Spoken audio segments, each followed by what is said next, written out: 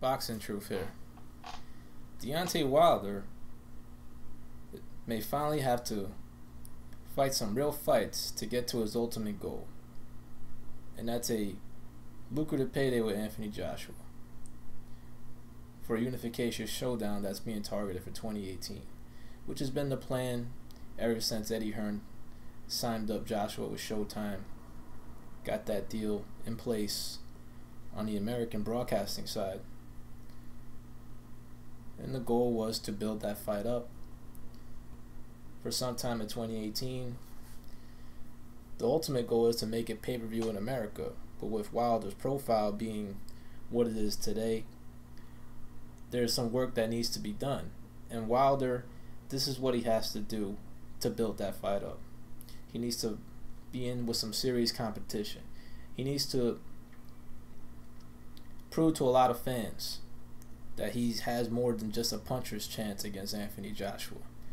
And that's what people see it as if this fight was to occur today. It's not a 50-50 fight in many people's eyes, in many boxing people's eyes. They see both guys who are vulnerable, but one is a lot more vulnerable than the other. Both have shaky chins, but one is more formidable than the other. One has better technique over the other.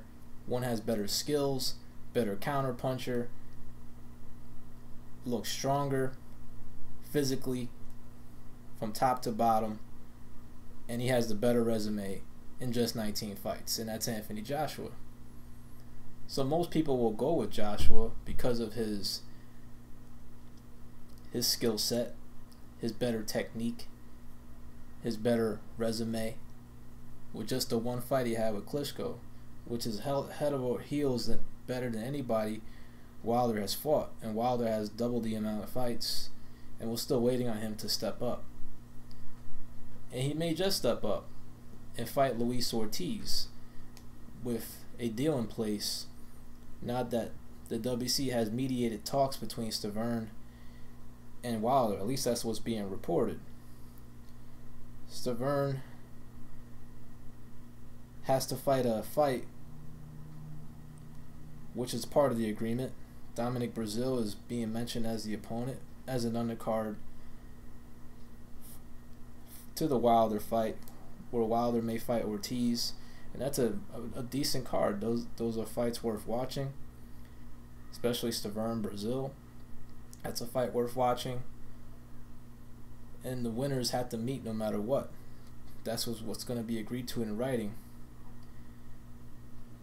And Wilder may actually fail miserably in his quest, his goal to eventually get to a Joshua showdown. Joshua is most likely going to fight Pulev. Pulev is probably going to come back to his senses and take the fight or lose the fight. Whether if he makes up his decision not to take the fight, he'll lose his title shot. And if Wilder fights Ortiz, he still has another fight to take for the winner. There's no exemptions. There's not going to be any special permits accepted. There's no unification that takes precedent. They have to take care of the mandatory. Eventually, you just have to fight your mandatory. There's just too many exemptions that you could ask for. Eventually, the organization is going to say no. They're going to put their foot down, and that's what the WC is doing. So, hopefully, this comes to a close to a done deal, and the fight can happen. We'll see Wilder get tested, but he's gonna have to fight some real fights, some real competition, some real resistance for the first time in his career, other than the Stiverne fight where he fought a very ill and not the best version of Stiverne and couldn't even knock him out in that fight. The one solid guy that Wilder fought, he couldn't even knock out. So that tells you something. And he didn't even fight the best version of him. So that performance, where he did dominate the fight, but he couldn't knock him out. And Stiverne had no concern of going straight into a Wilder fight. He didn't even want a tune-up. He wanted a tune-up for Joshua, but he had no problem going straight into a Wilder fight, because that's how low of Wilder Stavern actually thinks of him. Stavern feels he wasn't at his best when they fought, and maybe he'll get his opportunity, but he has to go through Brazil, and I'm leaning towards Brazil in that fight. I think Brazil is a younger, fresher guy coming off a good win, has shown heart in his fights, and he's taken some tough fights lately. Was set up to lose in one of those fights, but was able to come away with a thrilling victory. But Wilder may fail miserably. If he really fights Ortiz, I've been watching some footage of Ortiz, and he just looks like a much better fighter. He's more skilled, he's more fluid, he has better technique, he's a really good counter puncher, and Wilder is so trash defensively when it comes to his technique. He's wide open for a lot of punches, especially the type of punches that Ortiz throws. Ortiz is coming off not the greatest of performances, but what people fail to realize in his last two performances is that the guy didn't even lose a round in those fights.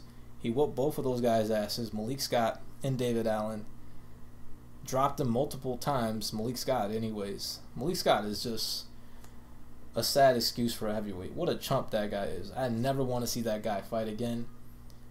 Took a dive for Wilder and was dropping with every decent shot Ortiz landed on him. Pathetic excuse for a heavyweight fighter. Never want to be seen. Should never be shown on airways ever again. But Ortiz, he did his job in those fights. Workmanlike performances. He was fighting a guy who was surviving in Malik Scott.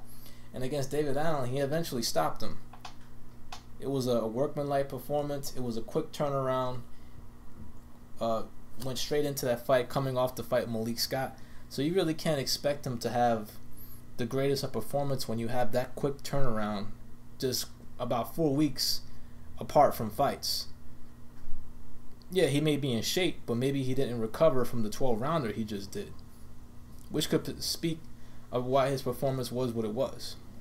Wasn't great, but he still dominated. He pretty much won every round in both of the fights and showed his power in those fights. But if Ortiz can go back to the version he was in 2015, I really have a hard time, where he knocked out Bryant Jennings, and he destroyed that dude on the Golovkin-Lemieux undercard. I mean, he looked really sharp in those fights. Very fluid, very good footwork, counter-punching skills, and he's throwing with a lot of power, and he's a very dangerous fighter. And I'll be very, very surprised if Wilder can pull this off. Who knows? Maybe Heyman is gonna make sure Wilder is protect to the fullest. Make sure the referee stops the fight if Wilder gets Ortiz in any kind of trouble. Maybe a quick stoppage is needed. Some rigged scorecards is needed. Maybe Heyman will tell Ortiz to lay down, just like he told Malik Scott. But I'm just having a hard time seeing Wilder beat Ortiz with what I've been seeing lately from both fighters. But that's why you fight the fights. Let's see if it's real. Let's see if Wilder doesn't need protection to beat Ortiz. And then maybe he'll finally get some respect that he's been craving for in his career. But he's going to have to go through some real fights. If Brazil beats Stavern, that's not going to be an easy fight either. And Wilder is very vulnerable. He was getting schooled by a football player in his last fight, lost the first 4 rounds until he finally landed a right hand.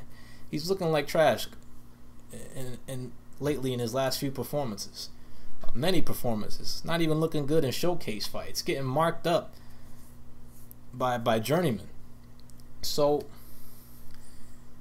it's going to be interesting to see this deal come to fruition.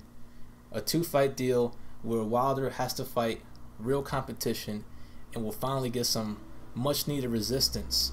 But it's necessary in order to build this fight into a possible pay-per-view showdown in the US with Anthony Joshua, which is what the main goal is here for all the parties involved and Showtime. This is Boxing Truth. I'm out.